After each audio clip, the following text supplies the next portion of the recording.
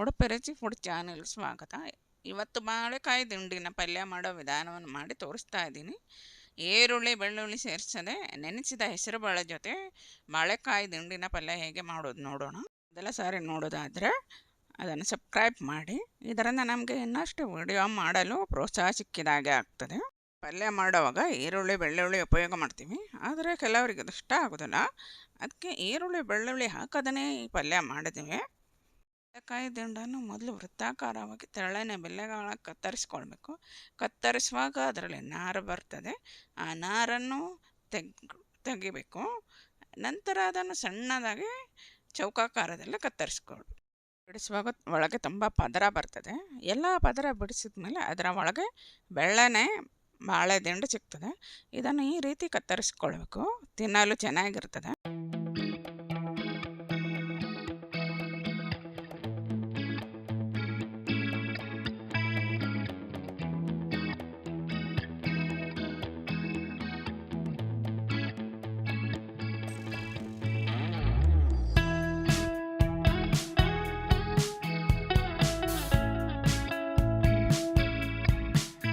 ನೀರು ತೆಗೆದುಕೊಂಡು ಅದಕ್ಕೆ 2 ಚಮಚ ಮಜ್ಜಿಗೆ ಅಥವಾ ಲಿಂಬೆಹಣ್ಣಿನ ರಸ ಹಾಕ್ಕೊಳ್ಳಿ. ಇದರಿಂದ ಕತ್ತರಿಸಿದ ಬಾಳೆ ದಿಂಡು ಕಪ್ಪಾಗೋದನ್ನು ತಡಿಬೋದು. ಗಾಳಿಗೆ ಬೇಗ ಕಪ್ಪಾಗಿಬಿಡ್ತದೆ. ಅದನ್ನು ನೀರಿನಲ್ಲಿ ಹಾಕಿಟ್ರೆ ಅದು ಫ್ರೆಶ್. ಈಗ ತವಾ ಬಿಸಿ ಮಾಡಿಕೊಂಡು 3 ಚಮಚ ಎಣ್ಣೆ ಹಾಕ್ತೇನೆ. ಅದಕ್ಕೆ 1 ಚಮಚ ಕಡಲೆಬೇಳೆಯನ್ನು ಹಾಕಿ ಹುರಿತೇನೆ. ನಂತರ ಅರ್ಧ ಚಮಚ ಉದ್ದಿನ ಬೇಳೆಯನ್ನು ಹಾಕ್ತೀನಿ. ಈಗ ಒಂದು ಅರ್ಧ ಚಮಚ ಸಾಸಿವೆ ಹಾಕಿದೆ. 3 ಹಸಿಮೆಣಸಿನಕಾಯಿ ಉದ್ದನೆ ಕೊಯ್ದು ಹಾಕ್ತೀನಿ. ಸ್ವಲ್ಪ ಕರಿಬೇವೆಲ್ಲ ಹಾಕಿ ಹುರಿತೀನಿ.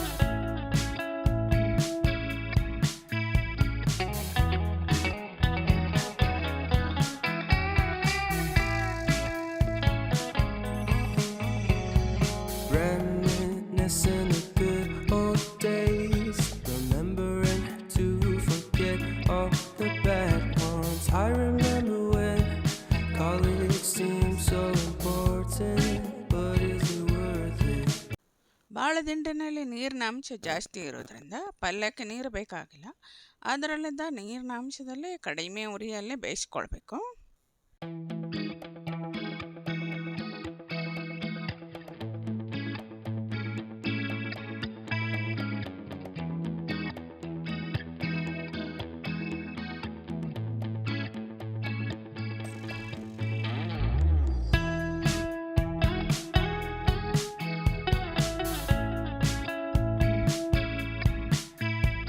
ಈಗ ಕತ್ತರಿಸಿದ ಬಾಳೆದಿಂಡನ್ನು ಹಾಕಿ ಈ ಬಾಳೆದಿಂಡು ನಿಧಾನಕ್ಕೆ ಬೇಯಿಸ್ತಾ ಬರಬೇಕು. ಮೇಲೆ ಆಗಾಗ ತಿರುತ್ತಾ ಇರಬೇಕು. ನಾನು ಆವಾಗಲೇ ಬಾಳೆದಿಂಡಿನ ಉಪಯೋಗದ ಬಗ್ಗೆ ಹೇಳಿದ್ದೇನೆ. ಎಲ್ರಿಗೂ ಬಾಳೆಹಣ್ಣು ಬಾಳೆಕಾಯಿ ಇದರ ಬಗ್ಗೆ ಚೆನ್ನಾಗಿ ಗೊತ್ತಿರ್ತದೆ, ಆದರೆ ಹೆಚ್ಚಿನವರಿಗೆ ಬಾಳೆದಿಂಡು ಬಗ್ಗೆ ಯಾವ ಥರ ಉಪಯೋಗದ ಅಂತ ಗೊತ್ತಿರೋದಿಲ್ಲ. ಕೆಲವರಿಗೆ ಬಾಳೆದಿಂಡು ಅಂದರೆ ಏನು ಅಂತಲೇ ಗೊತ್ತಿರೋದಿಲ್ಲ.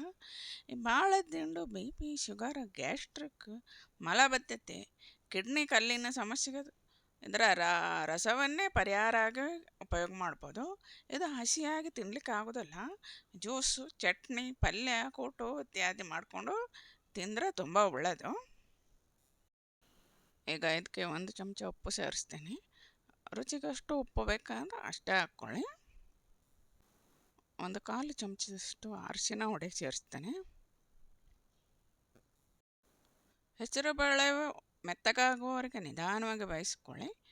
ಎಲ್ಲ ಮಸಾಲೆ ಸೇರಿ ಬೇಯುವಾಗ ಪಲ್ಯ ಒಳ್ಳೆ ಪರಿಮಳ ಬರ್ತದೆ.